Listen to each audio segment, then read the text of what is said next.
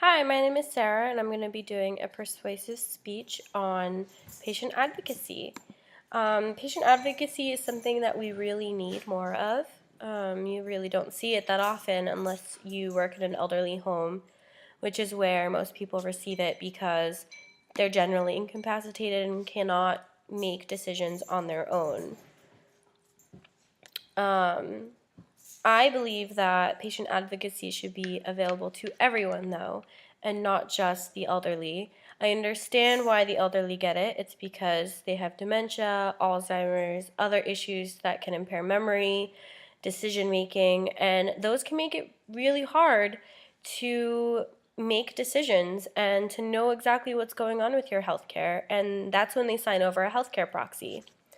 Now, if you've ever been admitted to a hospital. Generally, it's usually in general, but sometimes it's only if you have a life-threatening issue. You have to sign a healthcare proxy sheet. That's if you, for some reason, become incapacitated to make decisions or you become unconscious or in a coma, you have someone who is going to make those decisions for you. It's generally a parent or someone that you can really trust. Legally, they are responsible for you. I think instead of having this option, which I think is a great option, and I think it should also stay available to everyone, I believe that when we get admitted to a hospital or get a huge diagnosis, we should not only be assigned a social worker, which most people are. I know when I was admitted to the hospital with a severe diagnosis, I was assigned my doctors and a social worker. And the social worker works with me in almost in a way of a therapist, but also there for other options, whether it includes finance, questions that I needed to ask that I didn't feel comfortable asking my doctors. She would kind of relay those messages on. But it's not her job, which is why I feel like we need someone with that designated job to come and meet with the patient and say, what questions do you have? What questions do you need answered? What would you like me to talk to your doctors about? What didn't you understand? If we had that in our healthcare system, it would make making decisions and knowing what's going on with our lives so much easier. There's so many people that go to the doctors and have no idea what these doctors are doing to them, but they say yes anyways. They sign all the sheets. They just give their lives away. And I'm not saying everyone does that, but a lot of people do. For example, I have a friend who her mother is now missing half of her leg. And it was due to some medical issues that she was already having. But she had to go through 3 surgeries when I think that she could have just gone through 1 or 2. They kept pushing the surgery to see if they could do a little bit at a time, a little bit at a time. And instead of doing the research into what was actually going on, she just kept saying yes and signing away. Where if she had someone that was sitting with her being like, these are your options, this is what you can do, why don't you think about it? Take a couple days. You don't have to give them the answer right away. Let's make the best decision for you. That's what a patient advocate is. They help make the best decision for you in your health, in your life. And yes, they know the healthcare system. They know what questions to ask the doctor. They can make very confusing things sound a lot simpler and explain it to you in a more simple version.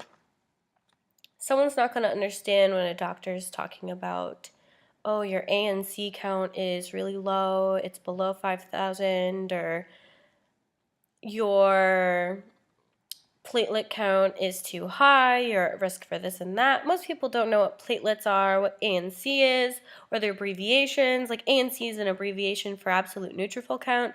Someone doesn't know that, not your average person. Maybe someone who's been around the block a few times with being sick or in and out of hospitals, like myself. But it's not, yes, it is our responsibility, but it shouldn't be on us to have to remember all of this information. It becomes really hard and it piles up and piles up. And how can someone be reminded of all that info? Yeah, write it down, they say, write down your questions. But what if when you're there, those questions don't come up? What if when you're there, you forget your book? What if when you're there, you're afraid to ask because you're afraid to know the answer? but you need to know.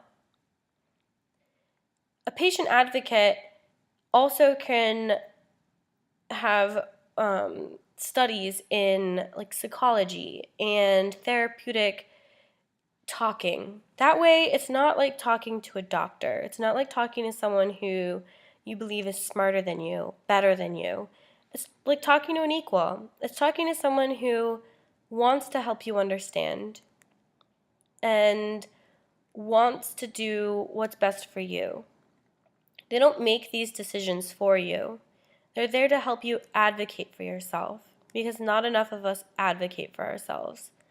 We are important, each and every one of us, and there's no reason that we should just be saying yes, yes, yes, do what you want, or no, because we don't know exactly what is going on, and we become scared, and then we don't get the proper health care. We need someone there who's assigned to us when we are admitted to a hospital, when we get a heavy diagnosis. I believe it goes hand in hand, a social worker and a patient advocate. It shouldn't just be for the elderly. It should be for everyone. It should be for parents with kids with heavy diagnoses. It should be for young adults especially. And it should be for adults of all ages. It shouldn't be on our shoulders to have to do all this research and find out all this information, because we're not doctors. We don't have that education. But a patient advocate can, and they can explain that stuff in ways that will better help us make decisions that are best for us and best for our families, and help us plan things if things aren't going the right way. They can help us plan for future devastations that could take place, but at least we know that we'll have someone there. And it's like having your own little therapist that is assigned to you instead of having to go find one.